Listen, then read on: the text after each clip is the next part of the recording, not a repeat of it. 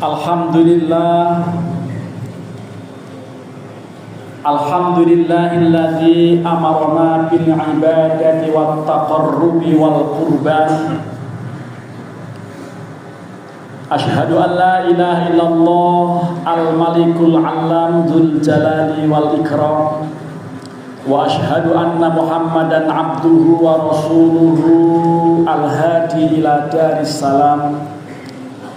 Allahumma salli wa sallim wa barik ala sayyidina wa habibina wa syafi'ina wa maulana Muhammadin sayyidil arabi wal ajam wa ala alihi wa ashabihi ya nabi'il ulumi wal hikam. Amma ba'du fa ya ibadallah, usikum wa iyaya bitaqwallahi wa ta'atihi wattaqullaha la'allakum turhamuna wa la'allakum tanalul maram.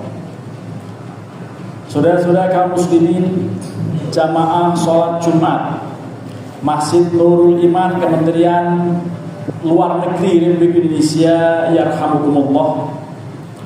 Pertama, marilah kita panjatkan puji dan syukur kehadirat Allah Subhanahu wa taala atas berbagai limpahan rahmat, nikmat, karunia, hidayah, taufik dan inayahnya.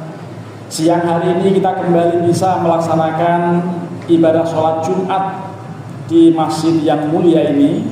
Harapan dan doa kita semoga amal aktivitas ibadah kita diterima oleh Allah Subhanahu wa ta'ala. Kaum muslimin, berikutnya mari kita tingkatkan iman takwa kita kepada Allah dengan sebenar-benarnya, dengan cara melaksanakan perintah-perintah Allah dan terus berusaha sekuat tenaga kita untuk menjauhi berbagai larangan-larangannya. Kaum muslimin, hari ini Jumat tanggal 23 Mei tahun 2025 bertepatan dengan tanggal 25 Dzulqa'dah tahun 1446 Hijriah. Insya Allah dalam waktu dekat kita akan menyelenggarakan Idul Kurban. Karenanya kita mesti mengetahui makna dan kaifiyah pelaksanaan ibadah yang satu ini. Ibadah kurban tampaknya dia menjadi ibadah tertua ketiga setelah ibadah nikah, lalu sholat dalam arti doa dan kurban. Karena pelaksananya adalah Nabiullah Adam dan kedua putra beliau. Yang melaksanakan nikah itu pertama Nabiullah Adam, yang berdoa juga beliau dengan kalimat Rabbana dzalamna anfusana wa illam taghfir lana wa tarhamna lanakunanna minal khasirin. Itu ungkapan doa beliau. Ini ibadah kedua dalam arti doa atau sholat. Lalu yang ketiga adalah kurban. Di dalam surat Al-Maidah ayat 27 Allah berfirman, "Watlu 'alaihim naba'abnai Adam bil haqq id qarraba qurbanan fatuqbila min ahadihima wa lam yutaqabbal minal akhar qala la aqtulannak qala innama yataqabbalullahu minal muttaqin." Ceritakanlah kepada mereka kisah kedua putra Nabi Adam ketika kedua-duanya berkurban, maka Allah menerima dari salah satunya dan tidak menerima dari yang lain. Maka yang tidak diterima mengatakan, sungguh aku akan membunuhmu. Allah berfirman bahwa Allah hanya akan menerima kurban orang yang bertakwa. Terkait dengan ayat ini, tampaknya bukan Nabiullah Ibrahim yang pertama kali menjalankan kurban, tetapi Qabil dan Habil. Di dalam surat As-Saffat ayat 105 hingga 107 Allah menegaskan mengenai peristiwa kurban Nabi Ibrahim atau yang beliau lakukan. Qad shadaqtar ru'ya inna kadzalika nadzil muhsinin inna hadza lahuwal bala'ul mubin wa fadainahu bidzibhin 'adzim. Sungguh engkau telah membenarkan mimpimu, demikianlah kami membalas orang-orang yang berbuat kebaikan, dan ini adalah sebagai ujian yang nyata, serta kami ganti Nabiullah Ismail dengan penyembelihan yang besar. Surat As-Saffat ayat 102. Di dalam ayat sebelumnya 102-nya, ini 107 yang tadi disebutkan bahwa falamma balagha ma'ahu sa'ya qala ya bunayya inni ara fil manam anni azbahuka fanzur madza tara qala ya abati fa'al ma tu'maru satajiduni insyaallah minas sabirin. Ketika Nabiullah Ismail telah beranjak dewasa, maka Nabiullah Ibrahim mengatakan, wahai anakku, aku melihat engkau dalam mimpi bahwa aku mau nyembelih engkau. Maka bagaimana menurut pendapat engkau? Maka si anak soleh Nabiullah Ismail mengatakan, wahai ayahku, laksanakan apa yang Allah perintahkan dan insya Allah engkau akan mendapatiku termasuk orang-orang yang bersabar. Kaum muslimin jamaah sholat Jumat yarhamukumullah, terkait dengan hukum kurban, di dalam satu hadis Rasulullah SAW melalui Abu Hurairah mengatakan, man kana lahu sa'atun walam yudhi fala yaqrabanna musallana. Barang siapa yang mendapatkan keleluasaan rizki tetapi dia enggan berkurban, maka jangan dekati musola kami. Hadis riwayat Imam Ahmad dan Ibnu Majah.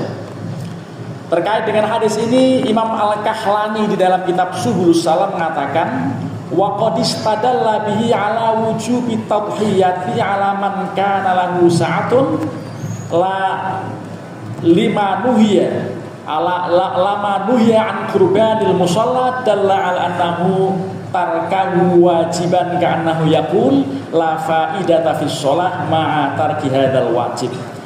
Dari hadis ini kata Imam Al-Kahlani bahwa kurban hukumnya wajib.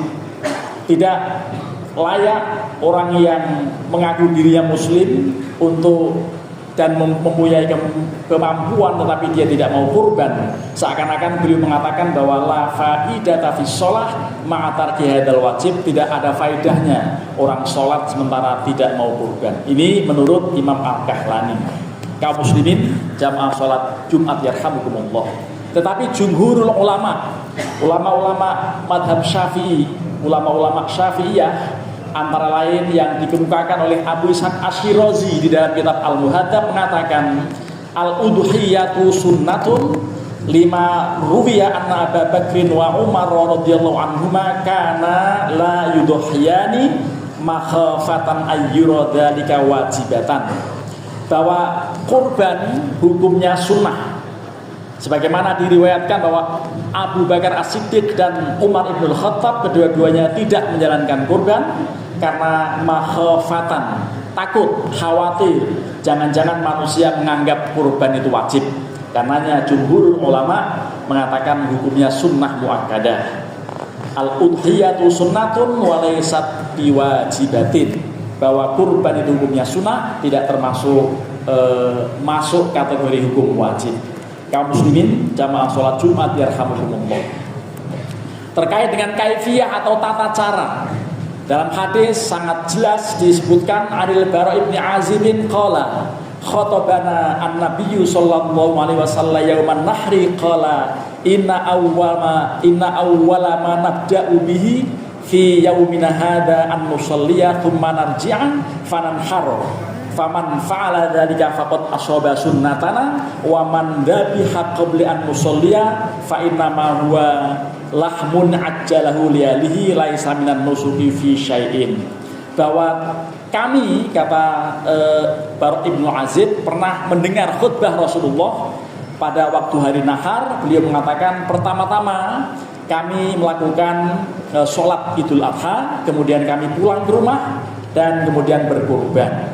Barang siapa yang telah melaksanakan kurban padahal sholat Idul Adha belum dilaksanakan, maka dia tidak termasuk sunnah kami. Dan barang siapa yang telah kadung menyembelih sebelum sholat Idul Adha, maka hendaklah menyembelih lagi.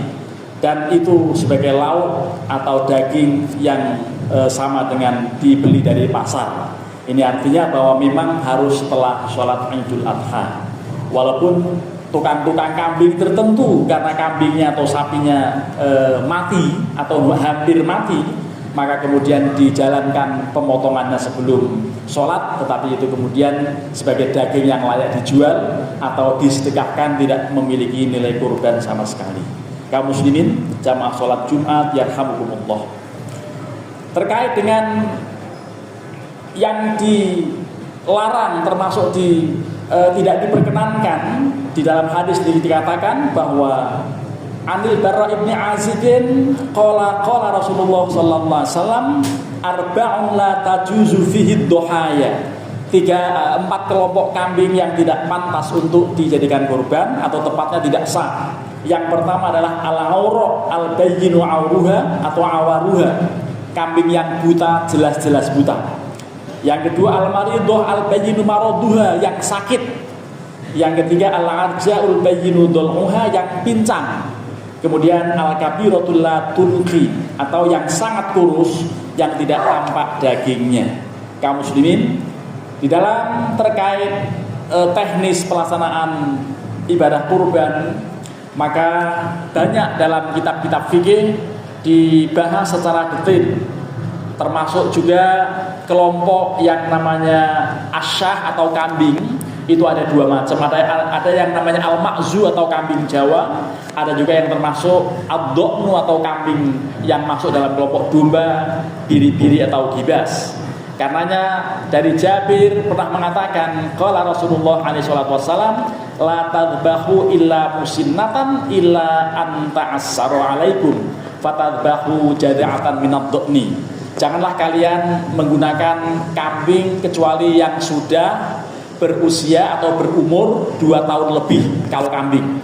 Tetapi kalau memang susah ditemukan yang begitu, umurnya belum cukup, maka cukup domba atau jenis apapun yang sering diterjemahkan dengan biri-biri, termasuk gibas atau wedus gembel kalau orang Jawa, itu cukup dengan yang poel atau yang kupak atau yang sudah otek giginya. Kaum muslimin yarhamukumullah, di dalam berbagai literatur kitab fikih sangat tegas dan sangat jelas banyak aturan-aturannya.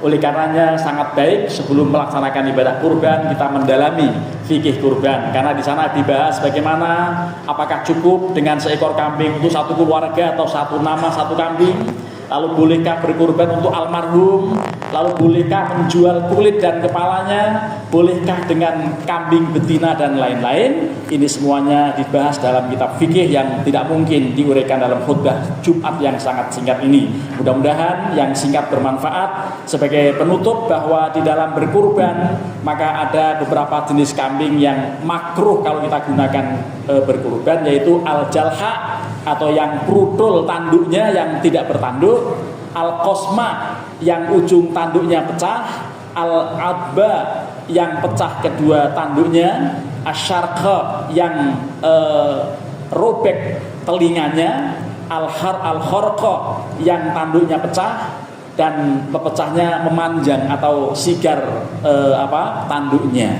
Ini bagian dari yang sangat teknis. Mudah-mudahan kita bisa menjalankannya, dan keluarga kita yang sedang menjalankan ibadah haji, mudah-mudahan mereka sehat walafiat, bisa melaksanakannya dengan baik dan benar, dan kembali ke tanah air dengan membawa predikat haji mabrur. Barakallahu li wa lakum fil Qur'anil azim wa nafa'ani wa iyyakum bima fihi minal ayati wa dzikril hakim wa taqabbalallahu minni wa minkum tilawatahu innahu huwas samiul alim. Aqulu qawli hadza fastaghfirullahal azim li wa lakum wa lisairil muslimina wal muslimat wal mu'minina wal mu'minat fastaghfiruhu innahu huwal ghafurur rahim.